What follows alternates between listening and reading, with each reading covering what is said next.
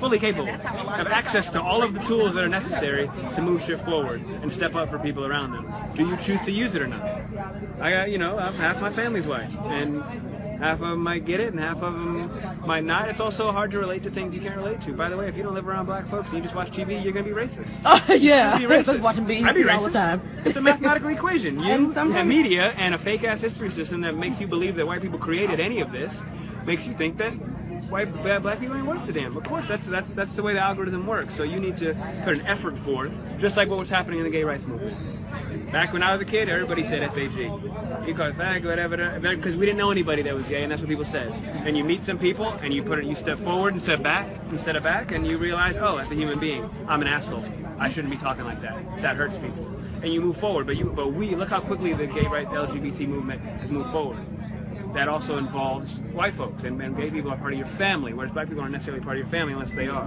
We're 8% of the population, we're 11% of the population, which is staggering considering how dominant we are, and that we are the most profitable export in this country, our culture and every single thing that we do.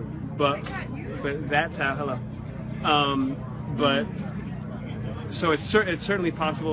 There's being biracial is a very interesting thing, but it also depends on where you're at, right? If you're in the suburbs, if you're in an urban area, if you're around people, if you're if you're on the subway train in New York, or you're driving alone in your car in LA and you ain't around people.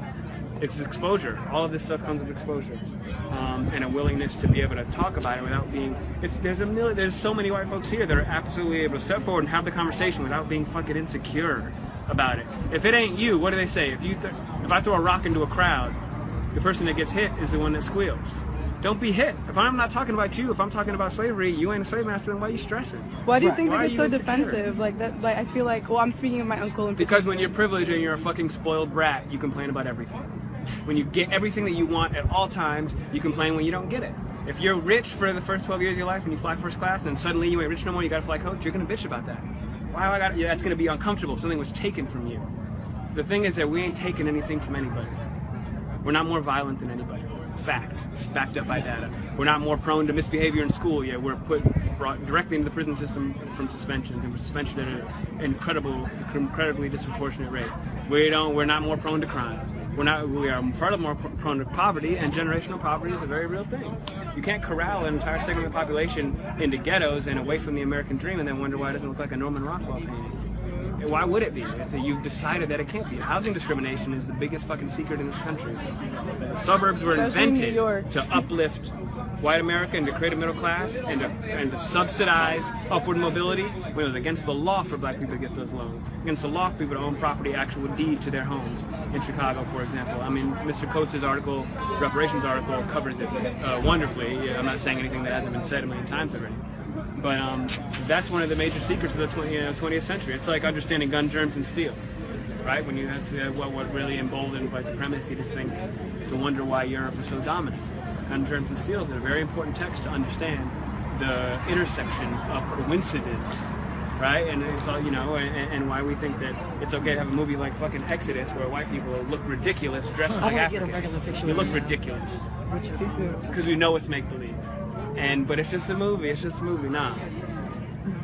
It ain't just a movie. That's shit that gets Mike Brown killed. And all you people think it's okay because he's a fucking animal because you think that all of this stuff is connected. That's what you learn, especially while you're out there in Hollywood playing games. You know how many fucking jobs I have to turn down and how many people I have to fire because of the racist shit that I get offered? And I'm as white as you can get being a black person. That's true. I have a fucking struggle. Imagine him trying to get those jobs. You gotta decide whether to wear a do-rag and rob some white person on a TV show or pay your mortgage and raise your family. And that's no fucking joke. Those are 5 of my closest friends. You have to decide every 3 days whether they want to chip away at their own soul and chip away a piece of themselves to dance and shuck and jive for white America, to fucking rob some white person on TV or to play some demonstrably black piece of shit in some movie in order to pay their rent. 35, 40-year-old grown-ass men with degrees. It drives people insane to be constantly smushed. It's measurable, it's real, and that's lovely Hollywood. That's not Ferguson, Missouri. We don't hear about it. No, the young woman made wonderful points today. A struggle is stifling. You are suffocating. When you're suffocating, guess what? You can't breathe. When you can't breathe, you'll do anything for air. You know, that's why of course you're gonna poor people stealing. Is stealing bad or not? Because the whole the financial structure, Goldman Sachs just fucking destroyed this country and destroyed people's lives, real lives, taking their homes, and none of them are in jail. You don't know any of their names.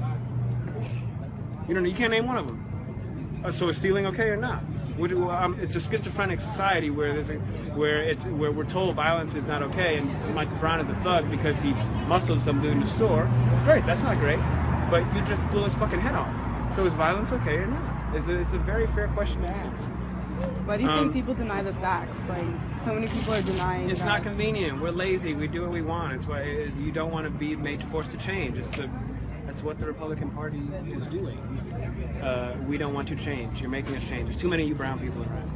You're making us change. We're gonna have to not be able to say, play to God in schools. People don't like change. None of us like change. Nobody likes to change, and also change means that you were wrong for so long. Right? You couldn't go get a fucking sandwich 40 years ago. You could not go into a store and get a sandwich. Think about how insane that is.